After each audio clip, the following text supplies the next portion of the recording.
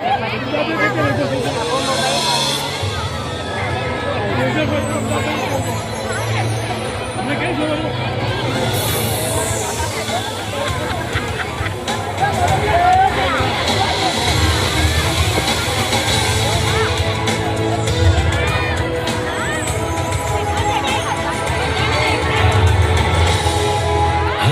રમતો દીકરીનું બાળપણ ખીલે પામીને યોગ્ય શિક્ષણ.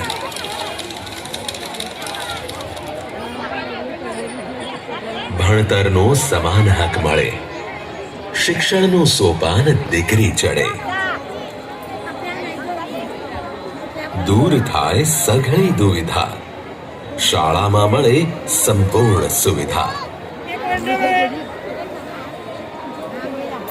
રોકે નહીં શાળાનું અંતર, શિક્ષણ ચાલતું રહે નિરંતર. રોશન થયા સઘળા અંધકાર, દીકરીના સપના થાય સાકાર.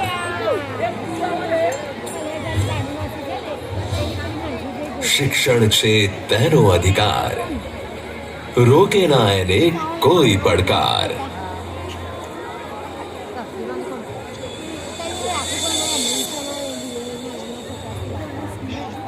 દીકરીઓનું શિક્ષણ ફક્ત તેમનો અધિકાર નથી, પણ સમગ્ર સમાજના વિકાસનો પાયો છે.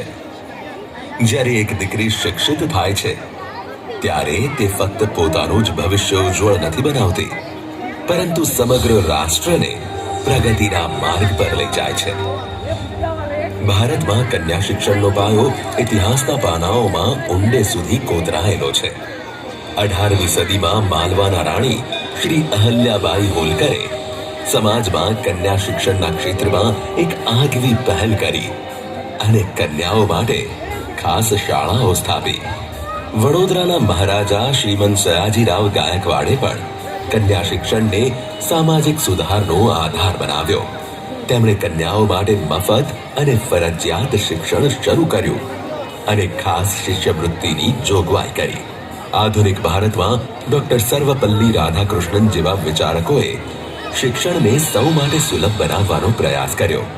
તેમણે સુનિશ્ચિત કર્યું કે દરેક બાળક, પછી તે છોકરો હોય કે છોકરી, શિક્ષણના અધિકારથી વંચિત ન રહે.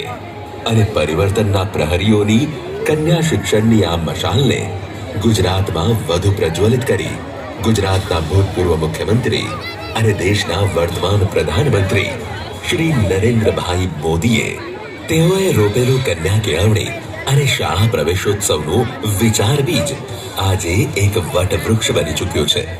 પ્રતિવર્ષ શાળા પ્રવેશોત્સવમાં વિદ્યાર્થીનીઓના પ્રવેશની સંખ્યામાં વધારો થઈ રહ્યો છે અને ડ્રોપઆઉટ રેશિયો ઘટી રહ્યો છે. કન્યા કેળવણી રથયાત્રાને કારણે નિરક્ષર વાલીઓ પણ શિક્ષણ અને કન્યા કેળવણી માટે જાગૃત બન્યા છે. ગુજરાતના પ્રજાવત્સલ મુખ્યમંત્રી શ્રી ભૂપેન્દ્રભાઈ પટેલ પણ સૌ માટે શિક્ષણના ઉમદા ધ્યેય સાથે રાઇટ ટુ એજ્યુકેશન નીતિનો અસરકારક અમલ કરી રહ્યા છે. રાજ્યમાં કન્યા કેળવણીનું પ્રમાણ વધારવા માટે વિદ્યાલક્ષ્મી બોન્ડ યોજનાનો અમલ કરવામાં આવ્યો છે, જેમાં પહેલા ધોરણમાં પ્રવેશ મેળવનાર દરેક કન્યાને ₹2000ની બોન્ડ રકમ આપવામાં આવશે. રાજ્યની અનુસૂચિત જાતિ, જનજાતિ, અન્ય પછાત વર્ગ, લઘુમતી તથા દુર્ગમ વિસ્તારમાં અને ગરીબી રેખાની નીચે જીવન જીવતા પરિવારની કન્યાઓ માટે ગુજરાતમાં 250 જેટલા કસ્તુરબા ગાંધી બાલિકા વિદ્યાલય શરૂ કરવામાં આવેલ છે, જેમાં શાળા બહારની કદી શાળાએ ન ગયેલી કે ડ્રોપઆઉટ કન્યાઓને શિક્ષણની સાથે રહેવા અને જમવાની સુવિધા પૂરી પાડવામાં આવે છે. અહીં કન્યાઓના સર્વાંગી વિકાસ અને વ્યક્તિત્વ વિકાસની વિવિધ પ્રવૃત્તિઓ પણ કરવામાં આવે છે. શાળામાં દીકરીઓને તમામ પ્રકારની સુવિધાઓ સાંપડે તે હેતુથી રાજ્ય સરકાર દ્વારા રાજ્યની તમામ શાળાઓને જરૂરી શૈક્ષણિક સાધનો, રમતગમતના સાધનો, વીજ પુરવઠો, પીવાના પાણીની સુવિધા, કમ્પાઉન્ડ વોલ, છોકરા અને છોકરી માટે અલગ શૌચાલયની સુવિધા જેવી માળખાકીય સુવિધાઓ પૂરી પાડવામાં આવે છે. રાજ્યની દીકરીઓને માધ્યમિક અને ઉચ્ચતર માધ્યમિક શિક્ષણ મેળવવા પ્રોત્સાહિત કરવાના ઉદ્દેશ્યથી ધોરણ 9 થી 12માં અભ્યાસ કરતી કન્યાઓને 4 વર્ષમાં ₹50,000ની આર્થિક સહાય આપવા માટે નમો લક્ષ્મી યોજના અમલમાં મૂકવામાં આવી છે. રાજ્યના ગ્રામ્ય વિસ્તારોમાં અભ્યાસ કરતી અનેક કન્યાઓને શાળાએ આવવા જવા માટે કોઈ તકલીફનો સામનો ન કરવો પડે તે માટે વિના મૂલ્યે એસટી બસની સુવિધા આપવામાં આવે છે.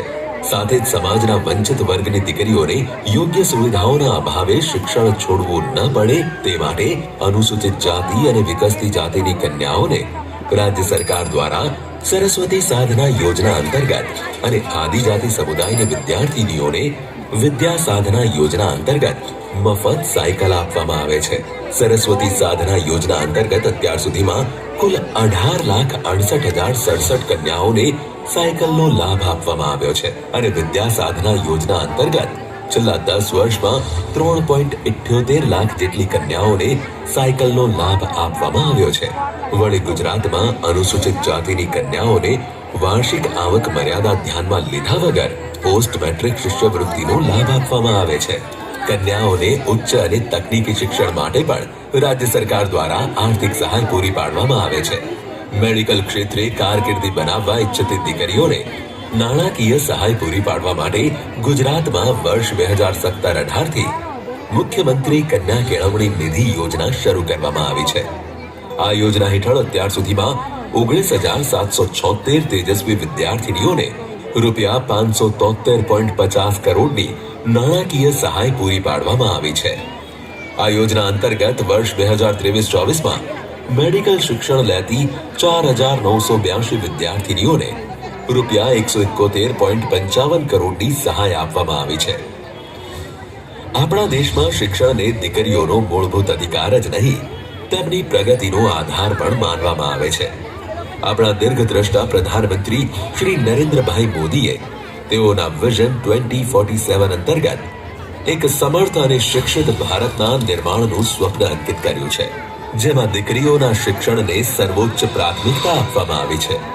તેઓના વિઝન મુજબ દરેક દીકરીને કેળવણીના માધ્યમથી સશક્ત કરવામાં આવશે, જેથી તે પોતાની ક્ષમતા સિદ્ધ કરવાની સાથે એક નવા ભારતના નિર્માણમાં યોગદાન આપશે. આ વિઝનને પરિપૂર્ણ કરવા સરકાર દીકરીઓ માટે ડિજિટલ સશક્તિકરણ, ટેકનિકલ શિક્ષણ અને આધુનિક ટેકનોલોજીના નવા આયામ ખોલી રહી છે અને કેજી થી પીજી સુધી તથા સ્કિલથી સક્સેસ સુધી તેઓને સતત ઉચ્ચ ગુણવત્તાયુક્ત શિક્ષણ પૂરું પાડી રહી છે. કારણ કે સરકારનો મંત્ર છે કે સફળતાની મંજિલ ભણી પહેલું સોપાન છે શિક્ષણ. દીકરીઓ માટે વિકાસનું વરદાન છે શિક્ષણ. એક ઉજ્જવળ ભવિષ્યનો આધાર છે શિક્ષણ. અને એટલે જ પ્રત્યેક દીકરીનો અધિકાર છે શિક્ષણ. કન્યા કેળવણીનો ફેલાયો પ્રકાશ, મળ્યો એક ઉજ્જવળ ભવિષ્યનો વિશ્વાસ.